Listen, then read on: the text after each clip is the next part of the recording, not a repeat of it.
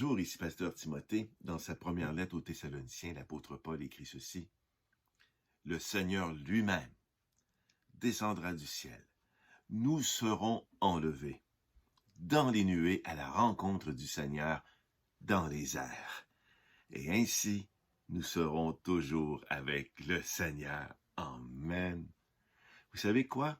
Il m'est arrivé d'aller visiter un ami. Et lorsque je suis arrivé avec mon automobile dans le stationnement, il m'attendait. Et les enfants sont venus vers moi en criant « Ah, bonjour, bonjour, comment ça va? » Ça fait tellement chaud au cœur d'être accueillis ainsi. Eh bien, est-ce que c'est l'attitude que nous avons?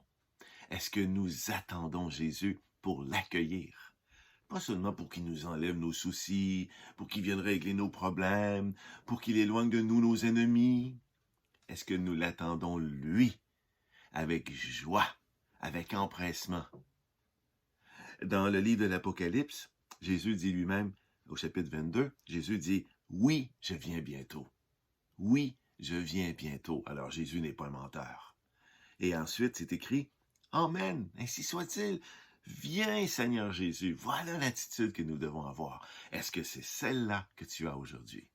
Est-ce que tu es prêt à tout abandonner derrière toi, même les gens que tu aimes?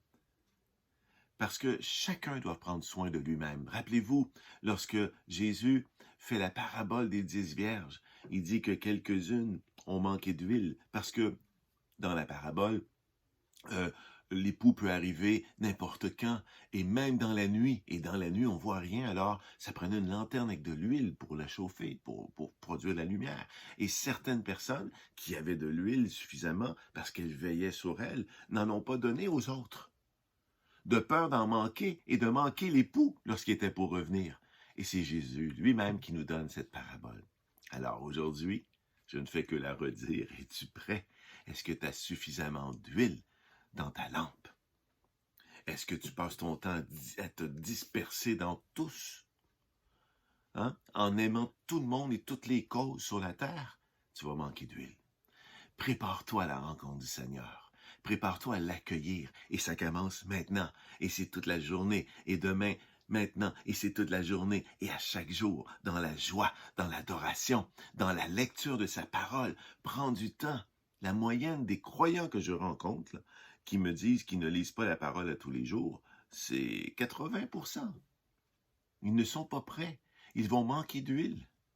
Ce avec quoi on nourrit nos pensées, qui produisent des mots et des actions, bien ce devrait être la parole de Dieu. Entoure-toi de gens qui attendent le Seigneur.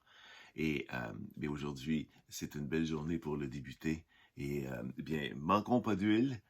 Croyons que Jésus revient bientôt, comme il l'a dit, parce que ce qui va arriver, ça va être spectaculaire. Ça va être dans les airs, nous serons enlevés et nous serons toujours avec lui.